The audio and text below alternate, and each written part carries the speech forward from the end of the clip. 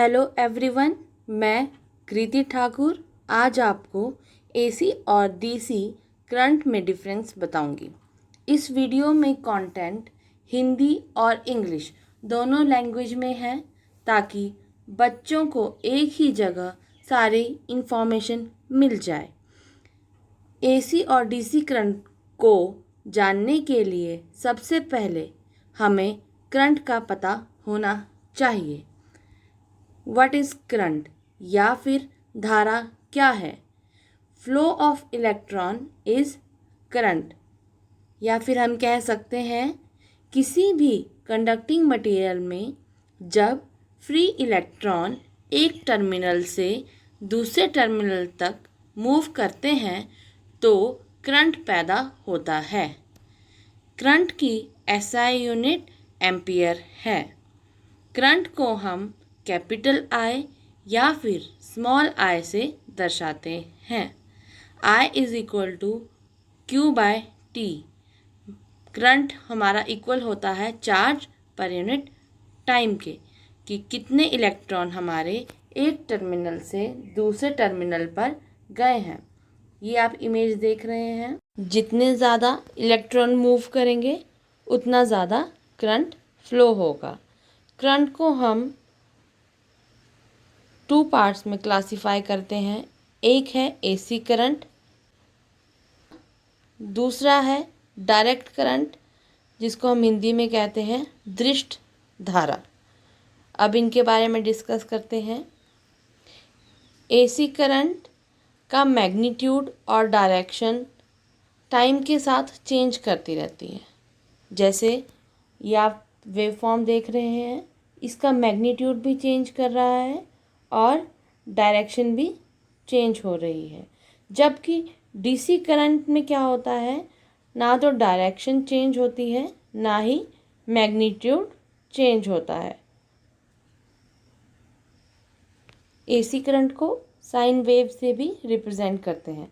जैसे आप ये इमेज देख रहे हैं, इसमें क्या है, आपका ये अलग अलग लेवल पे अलग अलग मैग्नीट्यूड है। ठीक है, डायरेक्शन आपकी ये है। जबकि डीसी में क्या है, आपका एक सेम मैग्नीट्यूड है और डायरेक्शन एक ही है। तो हमारी डायरेक्शन चेंज नहीं हो रही है डीसी में, ना ही मैग्नीट्यूड चेंज हो रहा है। जबकि एसी में क्या हो रहा है, आपका डायरेक्शन भी चेंज हो रही है और मैग्नीट्यूड भी चेंज हो रहा है। जैसे ये पॉजिटिव साइड होती है और ये नेगेटिव साइड होती है। तो कभी आपका जो वेवफॉर्म है वो पॉजिटिव क्रस्ट बना रही है, कभी नेगेटिव क्रस्ट बना रही है।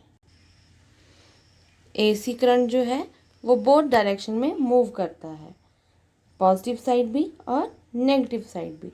जबकि डीसी करंट हमेशा पॉजिटिव साइड पे मूव करता है। जो एसी करंट है उसकी फ्रीक्वेंसी 50 हर्ट्ज टू 60 हर्ट्ज होती है। इंडिया में इसकी फ्रीक्वेंसी 50 हर्ट्ज है और जो डीसी करंट है उसकी फ्रीक्वेंसी 0 होती है। ये आप वेवफॉर्म देख रहे हैं, इसमें ये अपर साइकिल और लोअर साइकिल मिलके 1 कंप्लीट साइकिल बनाता है।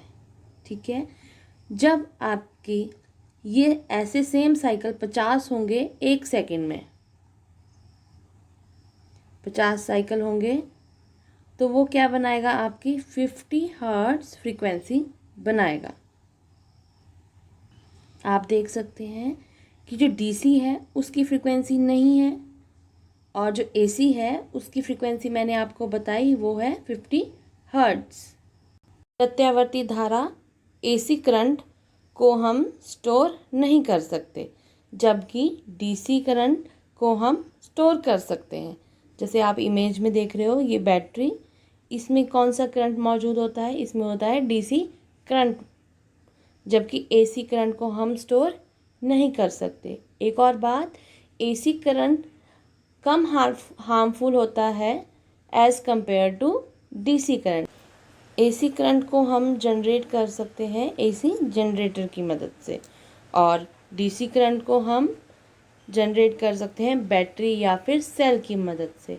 जो हमारे घरों में बिजली उपकरण हैं, जैसे कि आपका पंखा, बल्ब, ये सारे एसी से चलते हैं और जो आपका लैपटॉप है, मोबाइल फ़ोन है, ये सारे डीसी से चलते हैं। जब कभी हम कोई भी सर्किट बनाते हैं तो उसमें एसी सोर्स को हम इस तरह से रिप्रेजेंट करते हैं, इसमें हल्की सी साइन वेव बनी होती है इस तरह। और जो हमारा डीसी सर्किट होता है उसमें जब हम डीसी सोर्स लगाते हैं तो उसे प्लस माइनस के सिंबल से रिप्रेजेंट करते हैं।